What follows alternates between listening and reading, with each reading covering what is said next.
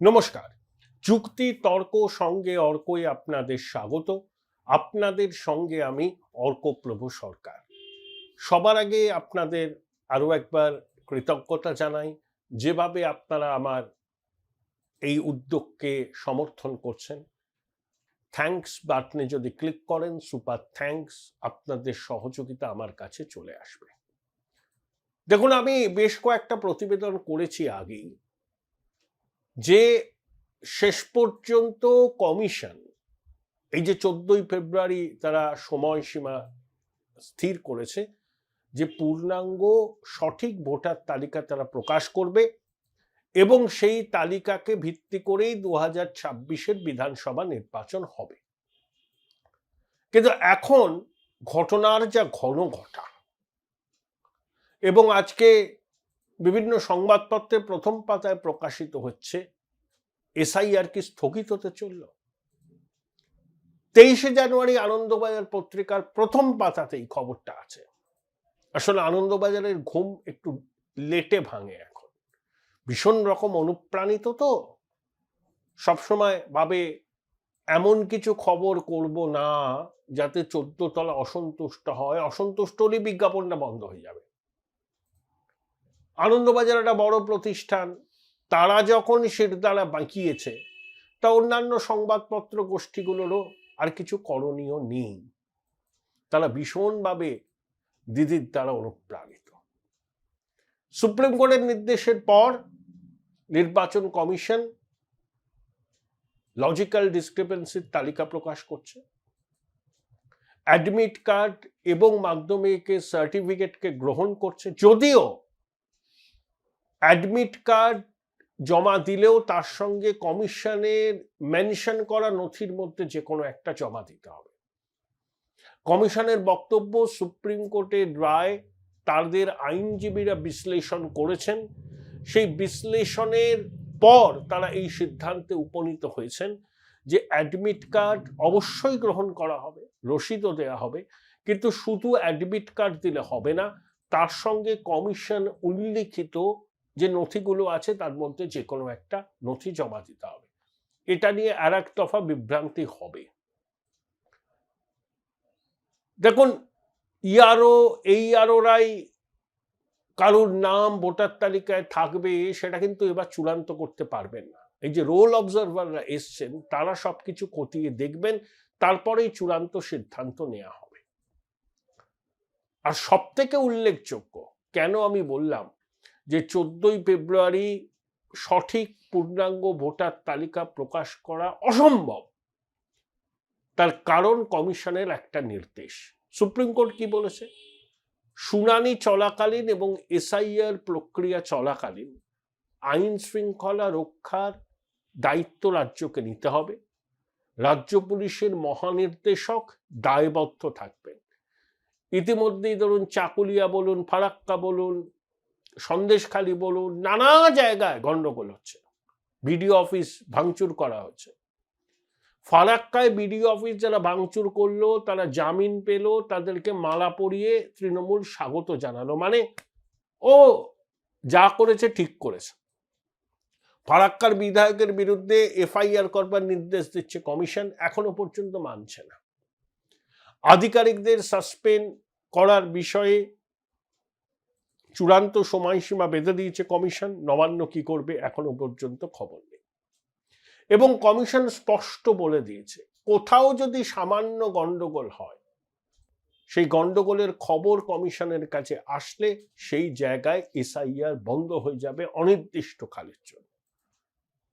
তাহলে কড়া জায়গায় ধরুন তর্কের খাতিরে এসআইআর বন্ধ হয়ে গেল, তাহলে পূর্ণাঙ্গ ভোটার তালিকা প্রকাশ হবে কি করে? হবে না তো। আমি তো বলছি, পূর্ণাঙ্গ ভোটার তালিকা কমিশন প্রকাশ করতে পারবে না যতক্ষণ এই সরকার ক্ষমতাসীন থাকবে।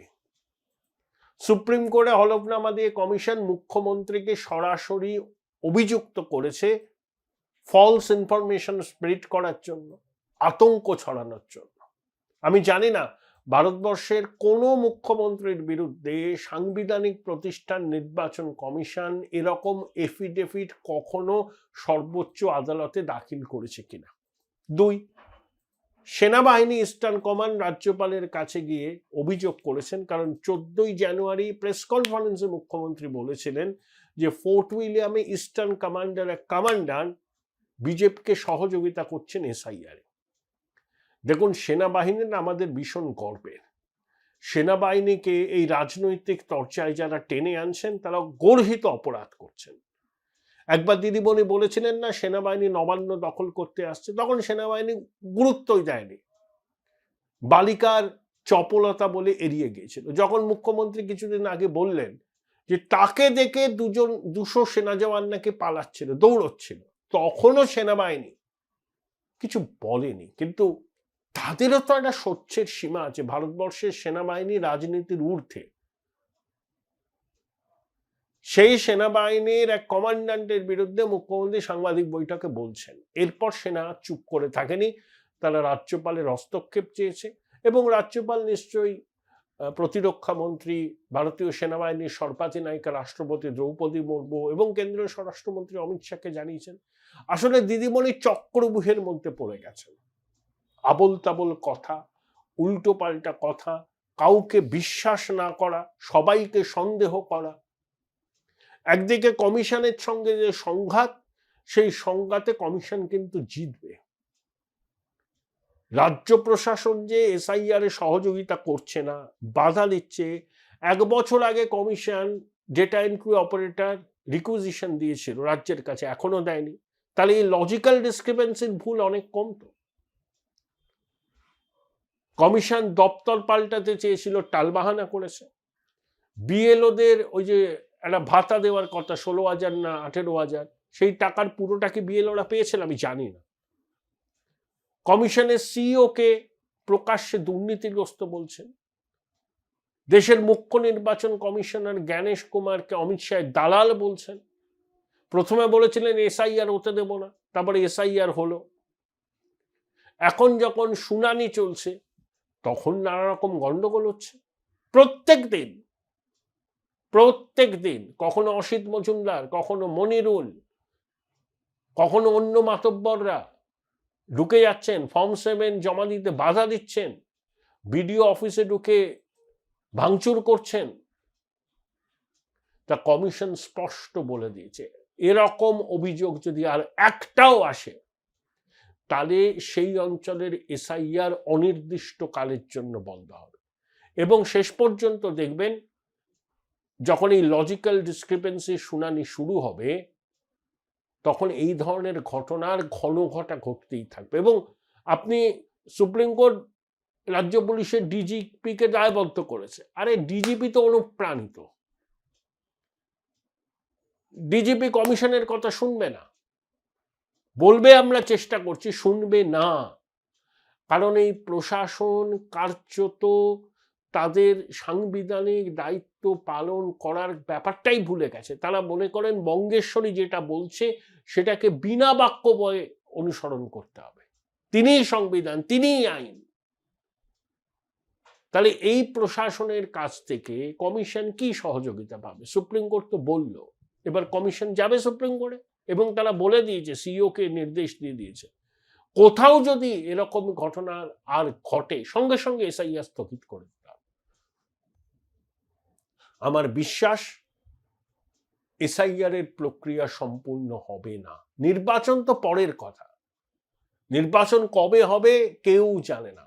এবং যতদিন না এসআইআর প্রক্রিয়া সঠিকভাবে সম্পাদন হচ্ছে, যতদিন না একটা সঠিক ভোটার তালিকা প্রকাশ হচ্ছে যাতে প্রকৃত ভারতীয়রাই ভোট দেওয়ার অধিকার পাবেন, তাদের নামই তালিকায় থাকবে, মৃত নাম থাকবে না, একাধিক জায়গায় নাম তোলা ব্যক্তির নাম থাকবে না, বিদেশি নাগরিকদের নাম থাকবে না, সেটাই তো সঠিক পূর্ণাঙ্গ ভোটার তালিকা। এই পরিস্থিতি থেকে সেটা সম্ভব। আর এসআইআর প্রক্রিয়া যখন শুরু হয়ে গেছে তাহলে এসআইআর প্রক্রিয়া শেষ হলেই ভোট হবে। কমিশন যদি রাজ্য প্রশাসনের অসহযোগিতায় এসআইআর বন্ধ করে দেয়, সেই সম্ভাবনা প্রবল, তাহলে নির্বাচন হবে না। এই সরকার, যেটা দিদিমণি মুখ্যমন্ত্রী, 26 মে মাসের মেয়াদ শেষ হয়ে যাবে। নির্বাচন কমিশন কবে ভোট করবে সেটা কমিশনের প্রেরোগেটিভ, কেউ কিছু বলতে পারে না। কমিশন তো বলবে আমি এসআই এর প্রক্রিয়াই শেষ করতে পারলাম না, ভোট কি করে হবে? তাহলে তখন রাষ্ট্রপতির শাসন জারি হবে। দেখবেন এই প্রশাসন সিধে হয়ে গেছে, তখন তারা দুষ্টের দমন শিষ্টের পালন করবে এবং সাংবিধানিক দায়বদ্ধতার প্রতি নজর দেবে। তখন দেখবেন খুব স্মুথলি এসআইআর হবে, তারপরে ভোট হবে। তারা কিসের? তারা তো নেই। 23 বছর বাদে এসআইআর হচ্ছে। এসআইআর যেন স্বয়ং সম্পূর্ণ হয়, তার জন্য যদি কমিশন সময় চায় সময় নিক, যতদিন খুশি সময় নিক। আমরা চাই সঠিক নির্ভুল ভোটার তালিকা। দেখুন, আমি রাষ্ট্রপতি শাসনের বিরোধী। অতীতে কংগ্রেসের আমলে বিরোধী দলের সরকারকে এভাবে ফেলে দেওয়া হয়েছিল, কিন্তু এনডিএ জমানায় জম্মু কাশ্মীর আর মণিপুর ছাড়া কোথাও রাষ্ট্রপতি শাসন জারি হয়নি। কিন্তু একটা সাংবিধানিক প্রতিষ্ঠান যখন তার সাংবিধানিক দায়বদ্ধতা পালন করতে গিয়ে একটা নির্বাচিত সরকারের কাছ থেকে পদে পদে বাধাপ্রাপ্ত হয়, তখন কিন্তু সাংবিধানিক সংকট হয়। তার জন্য রাষ্ট্রপতি শাসন জারি হলে আমার মতে কারোর বিরোধিতা করা উচিতই নয়, কারণ এটা রাজনৈতিক কারণে জারি হচ্ছে না। এসআর মোম্বাই মামলায় কি বলেছে সুপ্রিম কোর্ট? যে গভর্নর একটা সুপারিশ পাঠালেন স্বরাষ্ট্র মন্ত্রকে, আইন শৃঙ্খলা পরিস্থিতি ভেঙে পড়েছে, সঙ্গে সঙ্গে রাষ্ট্রপতি শাসন জারি হলো? হবে না, সংসদের উভয় কক্ষে পাশ করাতে হবে। কিন্তু সাংবিধানিক প্রতিষ্ঠান ভেঙে পড়লে, নির্বাচন কমিশন যেহেতু সাংবিধানিক প্রতিষ্ঠান, তখন রাষ্ট্রপতি শাসন জারি করতে গেলে সংসদের উভয় কক্ষের অনুমোদনের প্রয়োজন হয় না।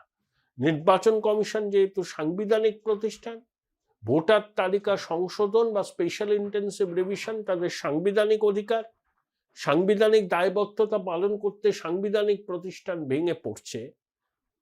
তাহলে যদি রাষ্ট্রপতি শাসন জারি হয়, সংসদের উভয় কক্ষের অনুমোদনেরও প্রয়োজন হয় না। আমার মতে পশ্চিমবঙ্গ সেই রাস্তাতেই হাঁটতে চলেছে। তাই নির্বাচন এই মুহূর্তে হওয়া সম্ভব বলে মনে হয় না আমার, কারণ যতক্ষণ না এসআইআর প্রক্রিয়া সম্পূর্ণভাবে শেষ হচ্ছে ততক্ষণ পূর্ণাঙ্গ তালিকা বেরোবে না। পূর্ণাঙ্গ তালিকা না বেরোলে ভোটটা কি করে হবে? এই যে অনেক প্রতিবেদন আমি করেছি, এই যে জল্পনা ছিল না, কমিশনের এই নির্দেশ আমার মনে হয় আস্তে আস্তে সেই জল্পনাই বাস্তবায়িত হওয়ার পথে যাচ্ছে। Join Indian Institute of Hotel Management now. Right choice, right decision.